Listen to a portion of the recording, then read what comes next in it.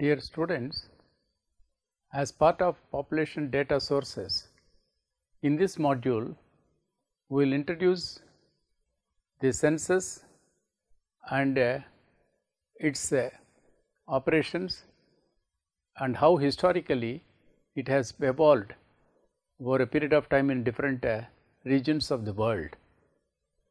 The learning objective of this module mainly refers to the history of census taking in the world, the United Nations and its role on population census, and vital registration systems. As we have seen, the study of population is concerned with the understanding of population size, its structure and characteristics, its distribution and changes taking place in it over a period of time. The subject matter of population studies includes the various components like fertility, mortality, marriage, migration and social mobility. They are the major components of change in the size, structure, characteristics and distribution of population. The major requirements for the study of population includes the availability of basic demographic data on age structure of the population, births, deaths and population movements to estimate levels and trends in fertility, mortality and migration. However, for studying a population in-depth information on socio-economic conditions like residence, whether rural or urban, religion, education, marital status, occupation, economic activity, etc. are needed to study the differentials in fertility and mortality and to find linkages between demographic and various socio-economic variables.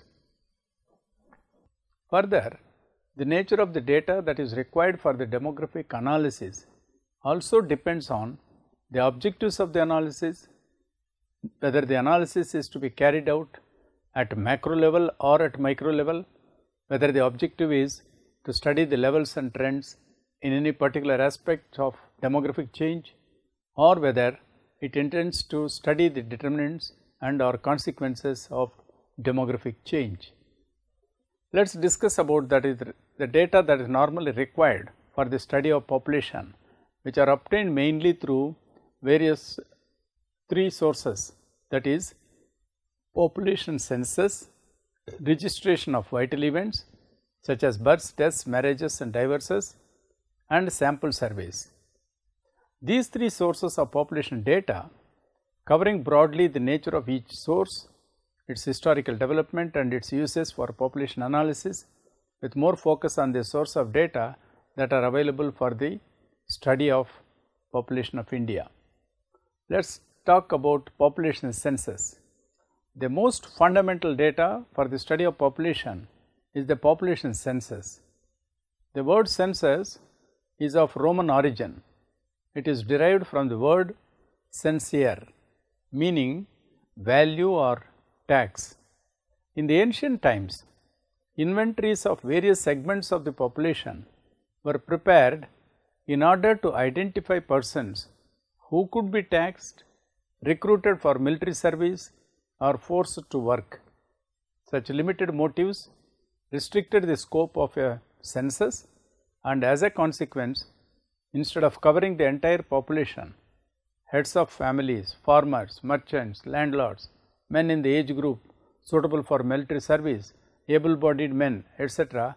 were only enumerated. As it was usually not in the interest of individuals to be counted or to supply correct information, the pre-modern enumerations were often incomplete and inaccurate. As in such censuses, women and children were seldom included. The modern census, on the other hand, aims at enumerating each individual residing within a defined geographical territory. Let us discuss about history of census taking. In ancient times, the system of census taking prevailed in many countries such as Egypt, Babylonia, India, China, Palestine and Rome. 5,000 years ago, the Sumerians counted their population for taxation purposes. In ancient Egypt, enquiries were made about the occupations of the people. In biblical times, two censuses were undertaken, one by Moses in 1491 BC and the other by David in 1017 BC. Roman censuses were taken quinquennially for fiscal and military purposes and lasted for nearly 800 years. In 5 BC, it was extended to the entire Roman Empire. To commemorate the occasion, the fourth book of Moses was called Numbers. Gradually, with the passage of time and evolvement of the concept of welfare state, need and importance for the collection of population statistics was realized by the most of the countries for various processes such as planning of developmental schemes and the administration of educational, health, social and economic welfare programs. The Athenians and the Greeks took census and carefully enumerated persons of military age when danger of war was imminent and counted the general population when threatened with food shortages. William the Conqueror ordered an inventory of the land and the population of England in 1085 to 86. A list of the landowners and their holding was compiled in a book which was ironically called the Doomsday Book. In 1449, the counting of each man, woman and child was undertaken in the city of Nuremberg when it was under siege, and the authorities desired to assess the situation for food supply. Efforts to enumerate the total population were made in some parts of Switzerland in the 15th and 16th centuries. Louis XIV undertook a statistical survey in the provinces of France. The findings of this survey, however, were kept secret and only their summary was disclosed 12 years after his death in 1727. Thus, it can be seen that in the earlier period some sort of counting of the population, although occasionally, was undertaken. However, it was mainly for the purpose of taxation or conscription or for both. Further, such counting was also sporadic in nature, as the operation was undertaken only when the need arose and was often restricted to specific segments of the population. Efforts to undertake a complete census at regular intervals were first made in New France, Quebec and Acadie, Nova Scotia in 1665. In these two provinces, complete enumeration of population was done 16 times during the period from 1665 to 1754. Sometimes Sweden's census of 1749 is regarded as first, but those in some of the Italian principalities go back into the 17th century. The clergy in the established Lutheran Church of Vienna had been compiling lists of parishioners for some years prior to the time when they were required to take annual inventories. In Scandinavia, ecclesiastical functions evolved into population registers and occasional censuses. The parish registers of baptism, marriages and burials in England evolved into a vital statistics. Car sounders, Davies, Lorimer and Woffenden mention 18th century census in some of the Italian and German states like Sardinia, Parma, Tuscany, Persia, in Iceland and Denmark and in British North America. Let us focus on salient features of a population census. According to the United Nations, the essential features of a population census are individual enumeration, universality within a defined territory, simultaneity and defined periodicity. Individual enumeration. A census implies that Each individual is separately but only once enumerated. Further, some of the important characteristics of each individual are also separately recorded. These include sex, age, marital status, religion, literacy, education attainment, economic activity, occupation, etc. Universality within a defined territory. Ideally, a national census should cover the country's entire territory and all people resident or present, depending upon whether the basis of enumeration is de jure or de facto. When these ideals cannot be achieved for some reason, say due to enemy occupation of part of the country in a wartime, hostility of isolated tribes, etc., then the type of coverage attempted and achieved should be fully described in the census publications. Simultaneity. Ideally, a census is taken as of a given day. The canvass itself need not be completed on that day, particularly in the case of de jure census. Often the official time is the midnight of the census day. The more protracted the period of the canvass, the more difficult it becomes to avoid omissions and duplications. Some of the topics in a census may refer not to status on the census day, but to that at a special date or period in the past. Examples: residence 5 years ago, labor force status in the week preceding the census day, and income in the preceding calendar year. Defined periodicity. The United Nations recommends censuses should be taken at regular intervals so that comparable information is made available in a fixed sequence. A series of censuses makes it possible to appraise the past, accurately describe the present, and predict the future. If the censuses are spaced exactly 5 years or 10 years apart, cohort analysis can be carried out more readily and the results can be presented in a more conventional terms. In the interest of international comparability, the United Nations suggests that population census be taken as closely as feasible to the years ending 0. In several countries, the interval between two successive censuses is 10 years. From 1881 onwards, the census in India has been taken at regular intervals of 10 years. In some countries, however, for example, the United Kingdom and Japan, a census is conducted at an interval of 5 years. The United Nations publications also emphasize the importance of sponsorship of the census by the national government. A national census is conducted by the national government with the active cooperation of state or provincial governments.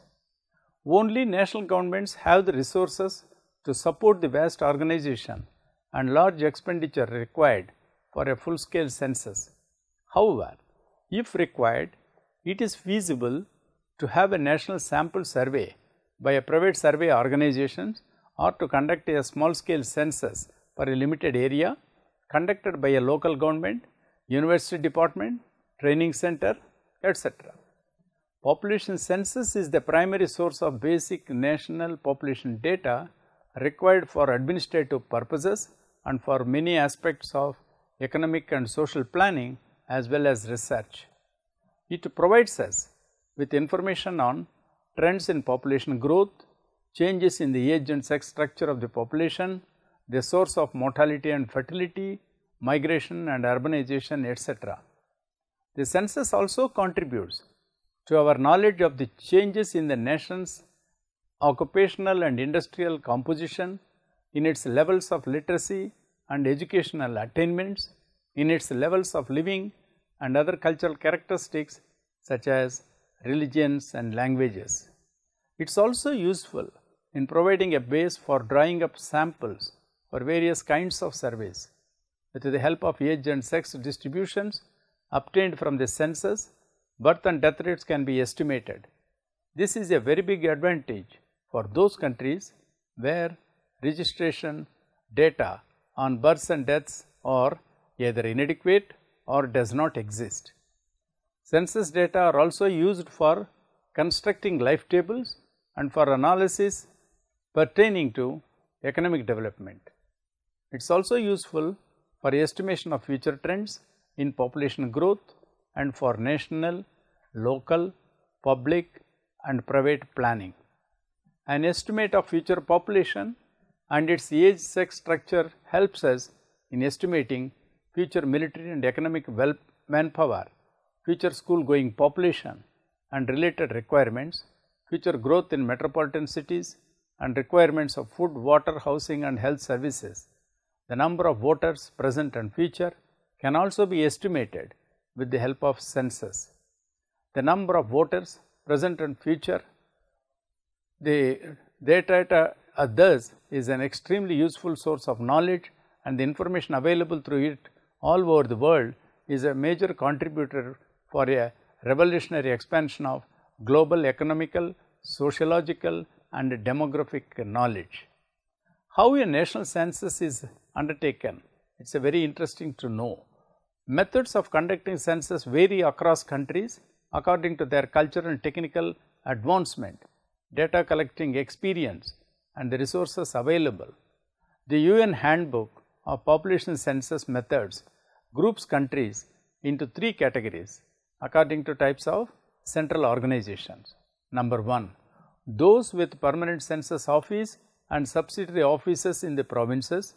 2, those with a permanent central office but no continuing organization of regional offices, so that they depend on provincial services or officials or field organizations or other national agencies. And 3, those that have no permanent census office but create an organization for taking off each census and dissolve it when the census operations are complete. The major steps involved in the conduct of a national population census are planning and preparatory work, pre-testing, collecting the data, receipt and control, processing the data, preparing the reports, publication of the reports and dissemination of the major findings. The issues involved under each of these steps are discussed as below. Planning and preparatory work. National census involves a vast amount of preparatory work, some aspects of which may be in process a number of years before the commencement of actual enumeration date. Preparatory activities mainly include geographic work such as preparing maps and lists of places, determining the data needs of the national and local governments, business, labor and the public, choosing the questions to be asked, the tabulations to be made and deciding on the method of enumeration, designing the questionnaire, testing forms and procedures, planning the data processing procedures and acquiring the equipment and resources to be used are some of these major steps. In addition to the above funding of census, time schedule of census operation, provision of appropriate legal basis and staff recruitment and training too are also integral parts of the preparatory work. Geographic work. The purpose of geographic work in a national census are two-folded. 1. To assure a complete and unduplicated count of the population of the country as a whole and of the many subdivisions for which data are to be published, and 2. To delineate the enumeration areas to be assigned to individual enumerators. The boundaries which must be observed include the national boundaries and the boundaries of the administrative and political subdivisions such as states and or provinces and the smaller political units. In a countries like India, which have a well established census program, the geographic work is continuous and involves updating maps for change in the boundaries, redefining of statistical areas and so forth. When maps are not available from previous census, they may be developed from existing sources such as military organizations, school systems, ministries of health and interior or highway departments, or they may be prepared from aerial photographs. Contents and tabulations. National and local needs must be given top priority in the census. However, some consideration may also be given towards achieving international comparability in the topics chosen. As a rule, the list of topics included in the previous census or censuses provides the starting point from which further planning of content proceeds. In general, it is desirable that most questions should be retained from census to census in essentially the same form, so as to provide time series data which can serve for analysis of the country's progress and needs. Closely related to the choice of subjects to be included in a census is the planning of a tabulation program. The capacity of the manpower and equipment for processing the data and the available facilities for publishing the results place some restrictions on the material to be tabulated. Preparations of tabulation plan also include determining the number of different levels of geographic details to be presented. The details of the data to be presented at various levels may also be planned beforehand. For example, at the smallest level, details regarding number of inhabitants, population by selected characteristics such as age and sex can only be given. At the next higher level, data may also be provided by various categories like marital status, economic activity, education status, etc. To conclude, it may thus be said that the census have come long way and their scope has to be widened to not only meet administrative needs, but also the needs of business, labor, education and academic research. Over time, improvements in administrative experiences and technology have yielded higher standards of completeness, accuracy and simultaneity in the census over a period of time. Gradually, people began to appreciate the importance of a census and they had less hesitation in answering the questions asked during a census operations, for they were convinced that the information given would be kept secret and would be used only for statistical purposes. After the Second World War, the United Nations began to assist several developing countries in various ways in the conduct of census operations. As a result, census taking became more scientific and several developing countries established permanent organizations for the purposes of a census. To sum it up, we can mention that the major demographic data that is required for the study of population are available mainly from population census, registration of vital events and sample surveys. The most fundamental data for the study of population among these is the population census.